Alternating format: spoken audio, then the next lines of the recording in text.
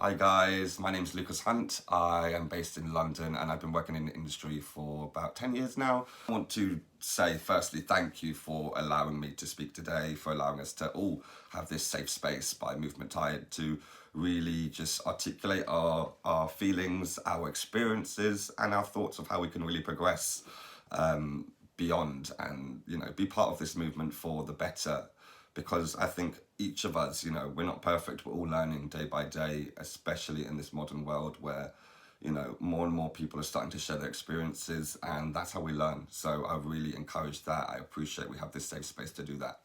A little background about me: I started dancing at the age of 8. I was doing after school kind of club dancing. A teacher of mine, very, very grateful to her, spotted some potential and mentioned to my mother that I should audition for some schools. My mum being a bit scared and being like, oh, he'd have to get a scholarship to get in, kind of thing. But what's there to lose? Let's go for it. And I was a very shy kid, so the arts really helped me. And my mum was an educator within the academics, so I think she really understood and valued how creative arts could also have a place in education for kids. I ended up getting a full scholarship to attend Tring Park School for Performing Arts, along with some other scholarships to other places. So I felt very blessed and kind of unaware that, this potential was actually something real, other than people just telling my mum, oh yeah, there's potential, there's potential. That's when we started to see it come together. So long story short, I trained for, 8 years in the institution, Tring Park School for Performing Arts. Beautiful place, beautiful training, incredible nurturing, and a place that really helped me a lot, I must say. After training at Tring, I moved to New York to join the Dancers of Harlem apprentice program, and I had an amazing time there. I learned so much about dance, about myself, about self-belief, about being around the Black community in a way that I never had been in the dance community before.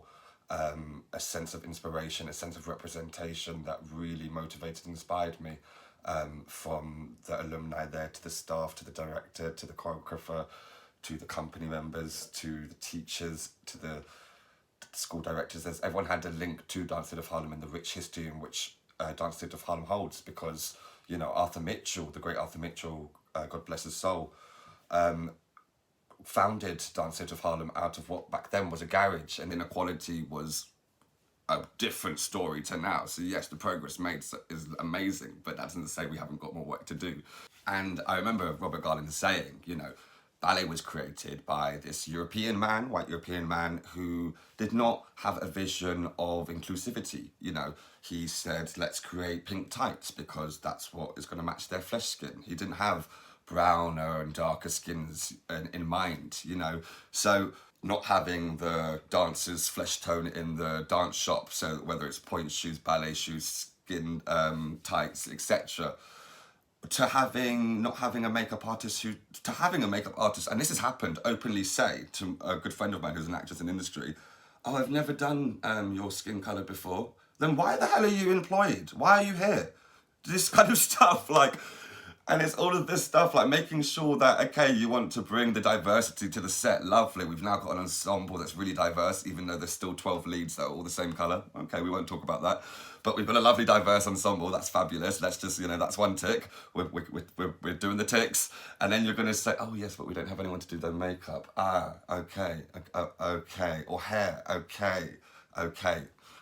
It's like, So it's like, and that's the other thing, it's like, I remember this conversation with a good friend of mine, and I remember her saying, we were talking about the fact that her as a black actress, her white counterpart doesn't have to go in and think other than learning this self-tape and getting the lines and battling the nerves and impressing them and really getting your character, to book that job and impress what the brief is, They've also got to think of, okay, how am I going to present my hair? Because, that's an extra thing I've got to think of. Which wig am I going to wear out of the £600 I've spent on wigs already? Because these casting directors can't envision what I look like, or that I have a versatile look. That it's not just the afro that can be out, or the plaits, or that it's all this extra stuff that it's like, is your counterpart thinking about that? Other than the hard work you're both having to think of, learning your lines, doing your job well, being fabulous, battling those nerves, all of that stuff. It's mind-baffling to me. It's these not little, I want to stop saying little, people see them as little, but it's these big inequalities that add up and amount to massive, massive gaps.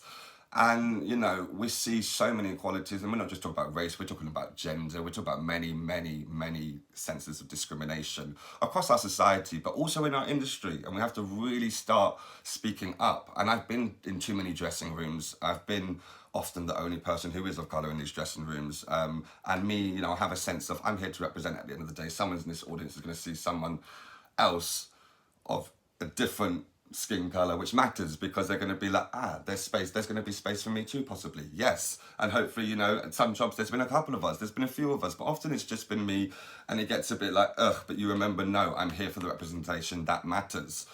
And it's like the amount of dressing rooms I've been in, and the things you hear, and it's not political correctness, it's just straight up, you don't see what you're saying, how wrong it is, those microaggressions, those comments,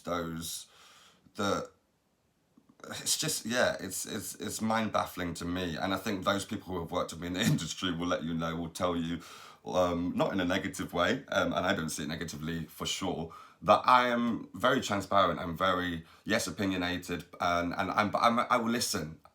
A few years ago, my younger self, you know, I don't claim to be perfect at all. Back then, more so, I would have just jumped to it and been like, defense, defense, defense, argument. Now I'm going to listen, because I'm trying to learn as much as I'm trying to teach from my experience. The same way that as a male, I will need to learn certain things from my female counterparts. The same way that I have male privilege, that I have a sense of, I have a light skin privilege. There's so many senses of privilege that we discuss. I know a lot of people throw the term white privilege around, but you know, there's light skin privilege, there's colorism, there's so many factors, there's so many things to talk about.